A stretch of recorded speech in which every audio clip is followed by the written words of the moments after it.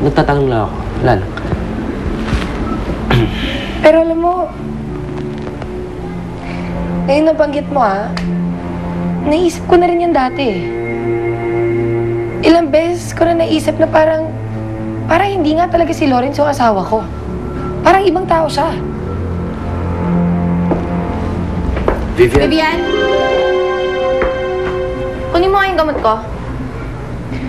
Hindi mo nakikita may bisita ako. Wala akong pakialam. Kunin mo yung gamot ko, nahihilo ako. Ano ba naman? Di ba binigay ko na nga yung gamot mo sa'yo kanina tapos ayaw mo dahil nag-iinerte ka. Ngayon gusto mo kunin ko ulit? Kunin mo mag-isa mo, no? Sa gulo ng bahay mo. Malay ko ba kung saan mo nilagay?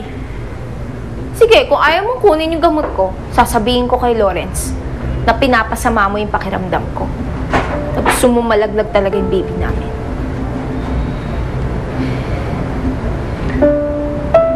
Pasensya ka na. Excuse me lang, ha? Sige. Asikasuhin ko lang yung gusto ni Ma'am Senyorita.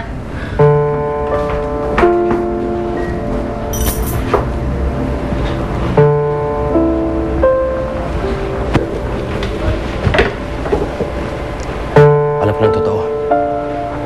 Inamin na sa akin ni Arthur ang lahat. So, ano? Anong balak mo? Ano naman may tutulong mo kapag nalaman ni Vivian? At kayo?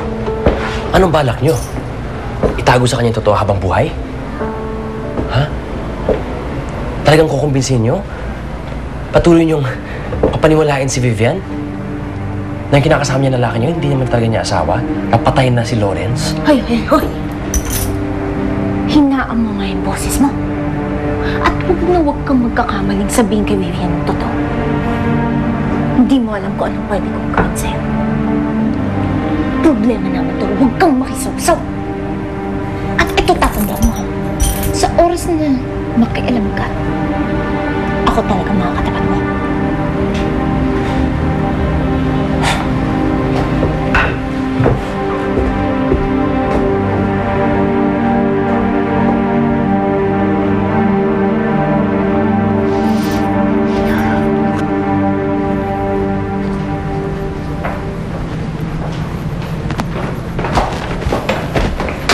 Lawrence!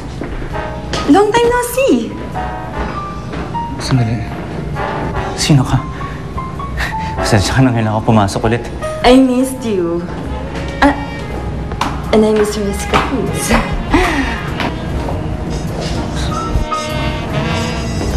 Pauwi ka na ba? Gusto mo ba daan ka muna sa bahay? Tulad ng dati. Madam Senyorita, ito na po yung gamot nyo. Ako si Cesar. Pinaalis ko na. Bakit? Di ba nag-uusap pa nga kami? Ba't ang bastos mo? Hindi ko kasi siya feel eh. At saka, ayoko naman na sa kanya akong maglihid, di ba? Kawawa naman yung magiging itsura ng anak namin ni Lawrence. Ewan ko sa'yo. Saan ka pupunta, ha? Eh di pupuntahan ko. May pinag-uusapan pa kami. Tumabi ka nga. Hindi mo siya pwedeng puntahan. Ano? Bakit? Hindi nga pwede. Pakialam. Bahala ka sa buhay mo!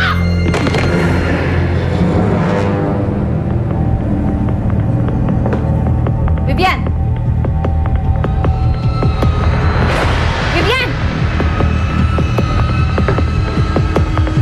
Vivian! Vivian! Gumising ka nga! Alam ko nagkukunyari ka na naman! Ano ba?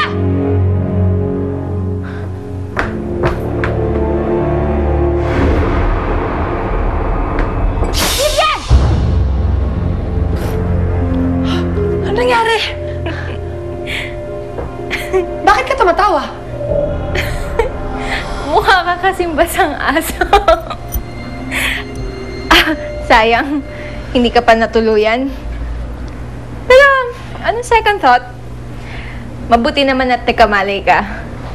Para naman may katulong dito sa bahay na to. Bawa naman itsura mo.